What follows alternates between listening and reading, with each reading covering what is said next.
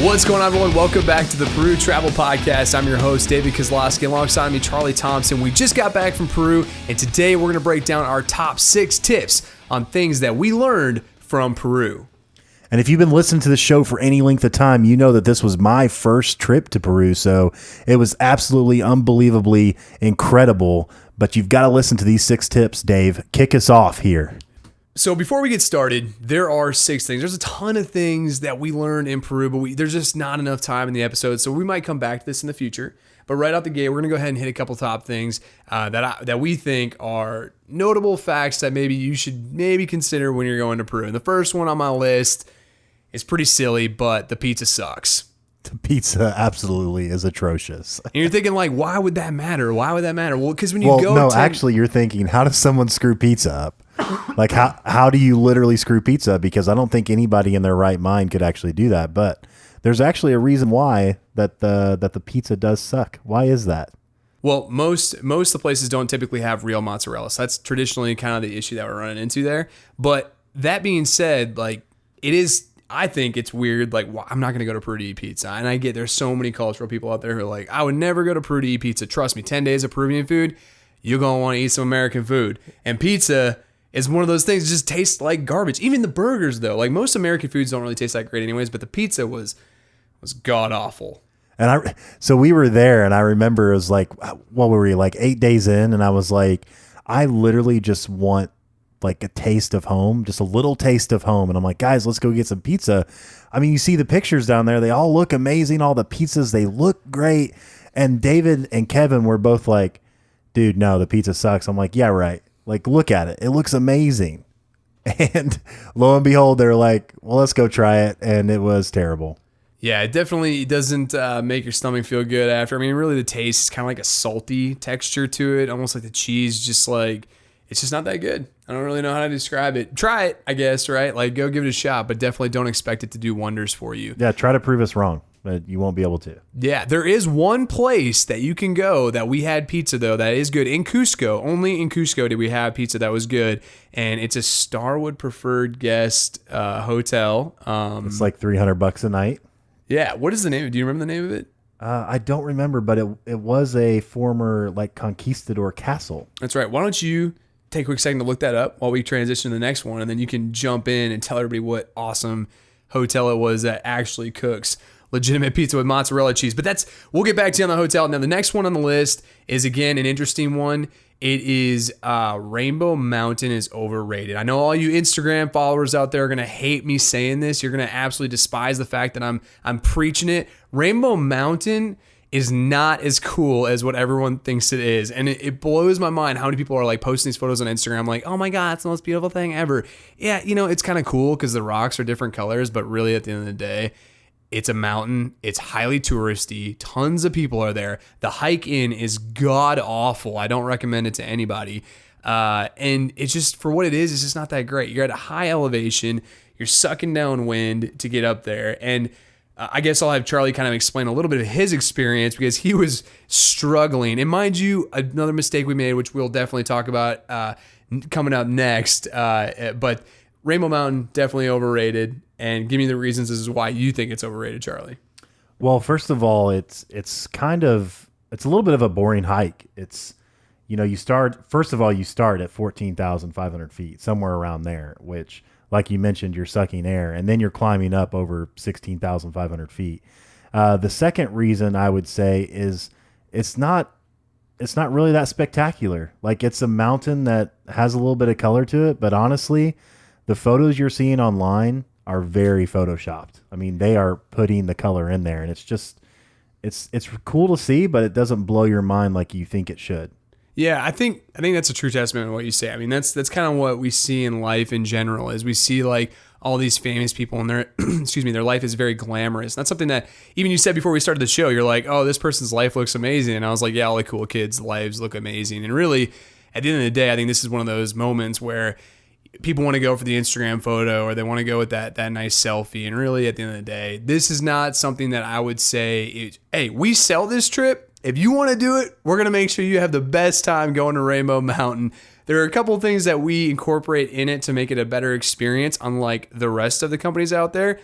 You will have a good time, but I think you might be wasting your day going to see it because there's so many other cool, kick-ass things to see. I could 100% agree with that. And the other point is, it's a very hard hike. It doesn't look like it, but it is extremely tough.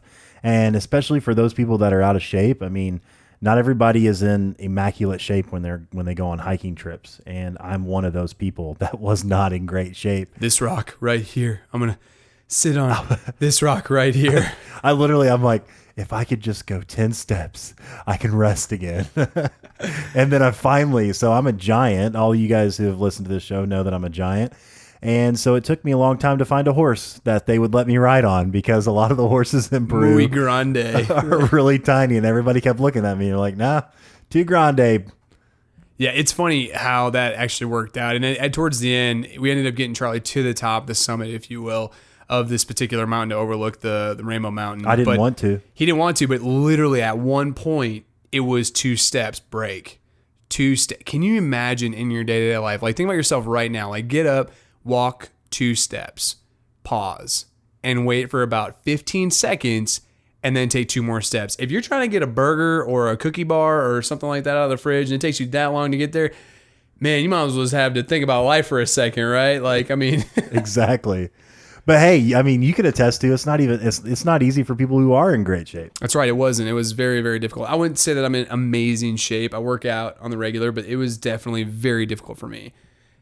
So that being said, before we get to the next one, Charlie, did you find the hotel that serves delicious pizza? I found that hotel. It is the Palacio, which is Palace. I'm not sure if I'm pronouncing that correctly. Del Inca in Cusco. That's right. Cusco. Yeah, man. Check it out. We actually, David, our main guide, our owner, if you will, in Peru, his brother works there. And we actually went there to go see him. And that's how we found out they had great pizza. It's a 5-star hotel. And the room rates I see here are $311 a night. Yeah. So if you're a big spender, feeling fancy. Yeah. Go throw some dough on the table and get some nice rooms and nice pizzas. You could eat pizza every day. That's right. All right, next on the list, which is potentially another reason why we hated Rainbow Mountain, is acclimating is very important. So let me break this down. The day that we did Rainbow Mountain, we flew in from Peru the day before. So we have this advice that's on our site. Basically says if you're going to do anything strenuous, spend at least 2 days in Cusco getting acclimated before you go on this hike.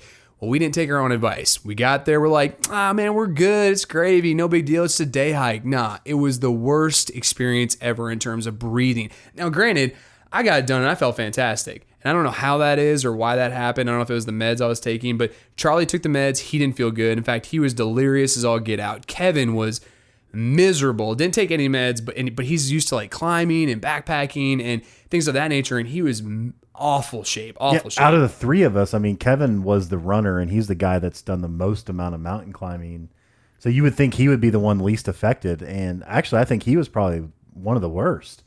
I was probably really close behind him, if not worse. It really didn't take a toll on me till the next day, because I had the altitude medicine, which does reduce swelling, but there's actually like scientific dangers to this. You can look it up. So we're here to tell you, don't do what we did, basically. Yeah, it was awful. I mean, Kevin was in rough shape. And as you said, like, to give you a funny, I mean, I'm not a runner by any means, but he texted me last night and he said, yeah, my 3 miles down to 15 minutes, isn't that, or 20 minutes. My 5K is down to 20 minutes. Isn't that horrible? And I'm like thinking in my head, like, man, that's faster than a 10-minute mile. That's still pretty fast.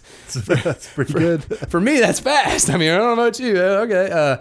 Yeah, no, I mean, so that's somebody who's really in shape, and he was in rough shape. Like, he was forcing food down, because one of the side effects of elevation sickness is that you're not going to be hungry, but you have to eat to make it feel better. So he was literally shoving food down, mad amount of calories after coming down from the Rainbow Mountain.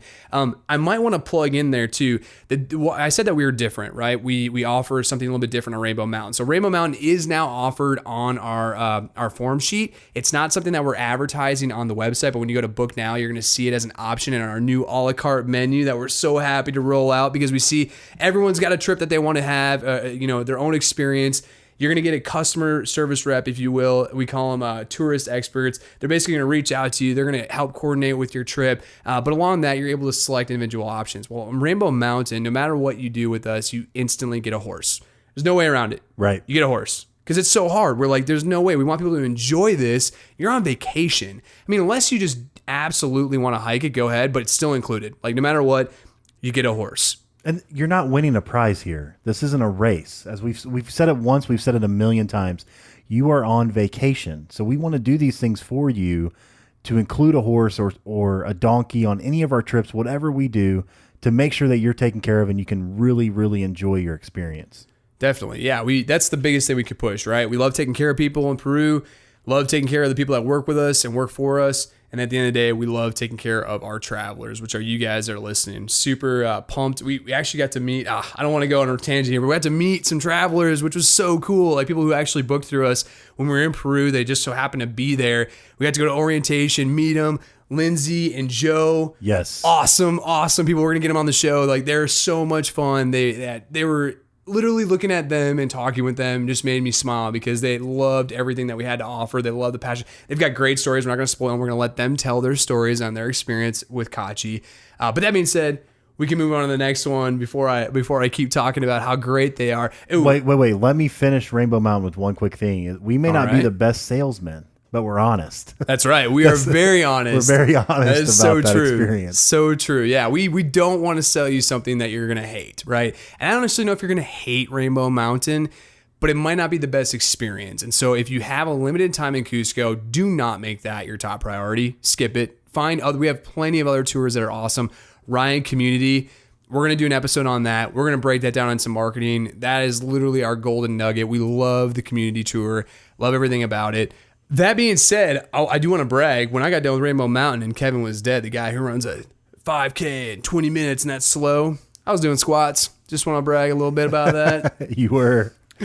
And I was like, is the trip over yet? Yeah. So I was like, what is wrong with you? I don't understand. And then we hiked like another 40 miles after that over the next 10 days. We need to do an episode coming up soon about what it's like being a smoker and somebody who's out of shape and then going to Peru and doing these trails and how you can accomplish it, right? Yes. And we can now say former smoker. That's right. He quit smoking in Peru. Another episode. We'll touch on that. That's a good one. We're going to write that down. To get to. We do. We have a ton to get to. All right. So next on the list is use Uber in Lima and Cusco, and we're going to talk about the taxi costs, like what they are. So Uber is great, right? It's a great app, and it actually people told us to use Uber Black. We used Uber Black. We used Uber Regular just to let you guys know what that experience was like. And really, I didn't really notice the difference, to be honest. There wasn't much different, and really, the black cars were a little bit nicer, but not much. Like you're getting a Hyundai Elantra, as your black car. So to go far places, maybe it would cost you 18, maybe like 10 soles even. It wasn't much. It was really low. Well, so okay, let's talk about Lima. So when we went from our Airbnb in Lima to the hotel, ended up costing $15. That was for, you mean the Airbnb to the hotel? You mean the airport to the Airbnb? That's right. Yep. Correct. And it was costing, it was $15.30 something cents, which is 50 soles. Okay, but now let's talk about the mistake that we made and how much that costed us, because so it'd been a long time since I've been to Peru, and I literally, the first thing, I was comfortable, but at the same time, like I didn't think this guy was trying to screw us over. 90 soles. What is that? Well, so paint the picture though. Paint the picture for him. When you arrive in Lima and you go out the exit doors, you have at least 100 people screaming at you like, taxi, taxi, taxi, taxi. I want to take you. I want to take you. And finally we're like, how much for you? And he was like 90 soles, and we're like, okay, let's get in. Yeah. So that being said, with the 90 soles, so that's way overpriced. You should be paying double what we should have paid. You should be paying 40 soles, 45 soles from the airport to Miraflores. Keep that in mind. I want to state that for the record, do not get hustled. If somebody says 90 soles, laugh and say 45 or 40. And then if they say 50, yeah, you can take it. You're helping somebody out. But do not sit there and say, oh, yeah, 90 soles, I'm going to pay for it. It's not a better cab, right? It's the same damn car that you would take anywhere else. That being said, the second that you're getting to the car, be looking in either the back seats, the back of the seats, the two front seats, or in the front on the dashboard for a picture or photo of the driver and some sort of certification that says that it's a taxi cab driver. This is the only time that I would say you don't need to take, or that you probably maybe shouldn't take an Uber, because finding an Uber from the airport is very difficult.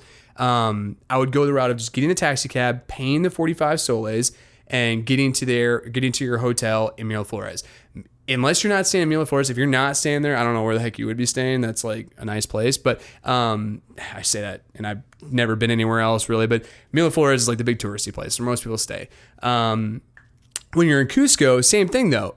Well, if you're traveling with us, more than likely we're going to pick you up in general. But if you're taking a cab, 8 soles, 5 soles, 4 soles, literally like very minimal amounts of soles. And same with an Uber. Sometimes Uber's like $1 or a sole higher. So if you want to take a cab, my recommendation to you would be to pull up Uber, type in where you are, type in the location that you're going, and if you can't get the Uber within a certain amount of time, but there's cabs around, just grab a cab and say, hey, this is how many soles I'm going to pay you, and they're going to try to ask for more. Just laugh them off because they're hustling just like you are, and just say, no, I'm going to pay you this. And because of the safety aspect, like David mentioned, and really the hassle, like when you walk out of the airport, it's one of the reasons why we've added the airport pickup to the website to make it easy for you guys. Because trust me, when you get there, I experienced this for the first time. It was unbelievable. You walk out the doors and you have so many people that are just, it's madness. And you, especially as a brand new tourist, if you're visiting Peru for the first time, you're just like overwhelmed and a little bit of anxiety sets in. You're like, Absolutely. Okay, whatever, charge me whatever, I'll go anywhere. And you have to be careful of those types of things. It's one of the reasons why we added the airport pickup. That's right. Yeah. He's talking about Lima is obviously insane. And Cusco's got some aggression as well in terms of there's a lot of cab drivers. We don't pick up in Lima, but we do pick up in Cusco. Correct. And once you guys are there in Cusco, if you need an airport pickup, we can definitely do it. And you know that you'll get picked up by an awesome guide in an awesome, nice, clean van. It's going to take you right to your hotel. You ain't got to worry about any issues. That being said, the next on our list, it's our last one on the list. Oh, it's so sad. We're going to say goodbye, but it is Central Restaurant is meh. It's like, it was really cool the first time I did it and I told everybody the food was weird. So we decided to go again, and it may be ranked the 5th best restaurant in the world right now, but the food is not, I'm not going to lie. I can't stand it. And the drinks weren't even that good this time. So last year was the 4th best restaurant. This year, the 5th best restaurant. I will say probably one of the coolest restaurant experiences I've ever had. But the food, there were 2 dishes I couldn't even eat. Like, it was absolutely atrocious. I think that's the fancy food. Kevin may have a different story. He seemed to really like it. He kept saying, oh my God, this is so delicious. And in my head, I kept thinking, is he saying this because he's at like a really fancy restaurant and he's like super pumped to be here? Or does he genuinely like it? The second dish, I was like, and I'm a foodie too. Obviously, I'm the guy that's the least amount of shape. You can tell that I'm a foodie. And it was a second dish where I was like, yeah, this potato sucks. It's just really sucks. I couldn't even, it was this little tiny potato you could probably eat in one bite. And I took half a bite and I couldn't even finish it. I put it back on the rocks that it came on. And I was like, nope, not for me. That's funny. Yeah. But the experience was really cool. I mean, the way they explained everything, I think we're going to do a couple little promos with some of this stuff. We took a little bit of video, cell phone video and stuff. We might put it out for you just so you can kind of see Definitely. The experience of it. So the experience is really cool. And it's like $122 was the tasting menu. So a little steep, but for the experience, it's kind of worth it to go say, hey, I've been to the 5th best restaurant in the world. Yeah, I mean, we got to eat piranha. That was pretty cool. It tasted like hell. And I'd rather be eating a Taco Bell with like, I don't know, worms in it or something like that. But it was I mean, it's a weird deal. I will say there was one fantastic dish. It was the 3rd from the last, and I wish I could remember what the name of it was. I'd have to pull out the menu, but it was octopus and squid and something else, and it was a warm, hot meal dish, and it was unbelievable. That was the best thing on the menu. I wish I could have had a whole plate of that. Yeah, that's the funny thing about those restaurants like that are super fancy. They don't give you a whole plate. Like there's a guy, man, I want to say in Italy, he does like tortellini. He gives you 3 tortellini, and it's like $50 for the plate. 3. Yeah. And they're like the size of like your pinky finger. Anyways, that being said, we can go on all day about food and how crazy expensive it is for what it is. But we are done with this episode. We are finished, completed. Thank you guys so very much for listening in. It's been great to get feedback and get emails and get questions and people just kind of reaching out, just asking simple things. So don't be afraid to do that. Shoot us an email, add us on Instagram, hit us up on Facebook, Kachi Life, kachilife.com. And just keep in touch, man. We love having awesome viewers and awesome travelers. We don't want to stay just in Peru. Eventually, we're going to reach out to the other spectrums of the world. So keep in touch with us as we progress, because we definitely don't want to stay locked into one country. We want to keep growing. And somebody asked me a question before we end this. They said, how do you spell Kachi? So I just want everybody out there to know, in case you didn't know, Kachi is C-A-C-H-I. So kachilife.com. Hit us up. What if they don't know how to spell life? Hey, I think you got other problems. Yeah. Awesome. Thanks so much, guys. And we'll see you on the next episode. Take care.